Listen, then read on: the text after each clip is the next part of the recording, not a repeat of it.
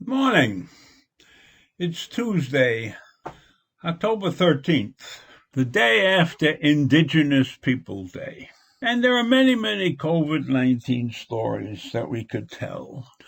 But this is a story that hits home. And this is a story about people whose working lives are devoted to creating wonderful emotions in others. Sometimes it's sorrow and sometimes it's happiness.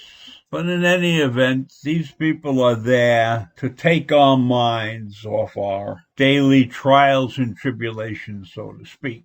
I'm talking about the people on Broadway, the actors, the actresses, the singers, the dancers, the directors, the behind-the-scenes people, those who create the beautiful sets, those who design the wonderful scenes that we watch when we go to the theater, the people who write those plays, the musicians who play the music, the ticket takers, the ushers in the theaters, the people who work in the concession stands. All of those people have been put on the shelf until June 2021. And this is not an insignificant amount of people. We are talking about 97,000 people who earn a living on the Great White Way, as they call it.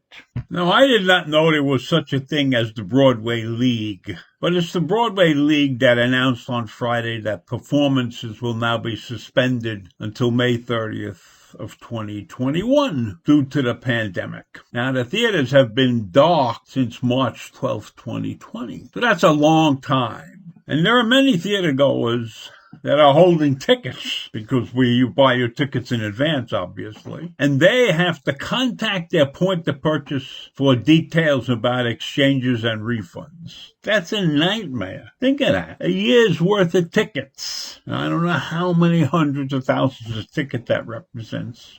And people are now going to have to search to find out how to get a refund. Now, the dates, according to the league, for returning and new shows will be announced on an individual basis after May 30th or right before May 30th of 2021. The economic impact of this shutdown is roughly $15 billion in revenue to the city of New York. Now, according to the league, the membership is committed to reopening as soon as conditions permit.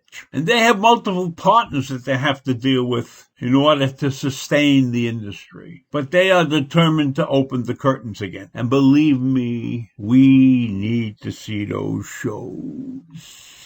You know, most of us, I'm sure, did not know that there were 31 productions running when they were suspended in March of 2020. There were 8 new shows in preview, and 8 productions were in rehearsal preparing to open in the spring. And there were several shows that decided to close permanently, like Hangman and Who's Afraid of Virginia Woolf, and Disney's musical Frozen. They opted to close permanently, while other shows, like the revival of The Music Man and The Minutes and American Buffalo, they announced they were going to reopen in the spring of 2021. But I think they have changed their mind also, and I don't know exactly what's going to happen with them. But I think this was a cataclysmic event, because entertainment is very important to people. And when you think about it, Broadway's not the only place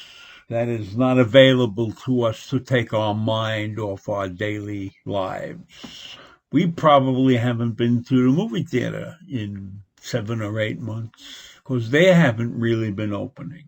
And I don't know how many people are affected just by movie theaters closing up, but the whole Regal chain closed up. 500 and something theaters in the United States closed permanently. I have no idea how many jobs.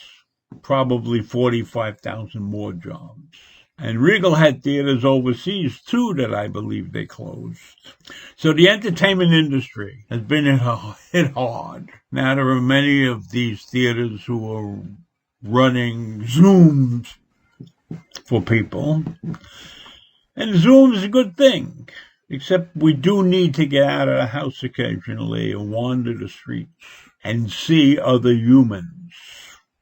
It's nice to see smiling faces on the screen, don't get me wrong. But there's something about being in a room with people that is exhilarating. Now, in the normal course of events, when you're in a room with people, you don't even think about that. But as I sit here ranting, I think about sitting across from somebody and listening to them talk and smiling and laughing and telling jokes, and I miss that. So having said all of this, I'll leave you until tomorrow. And I hope you stay healthy and safe and wear your mask. Bye.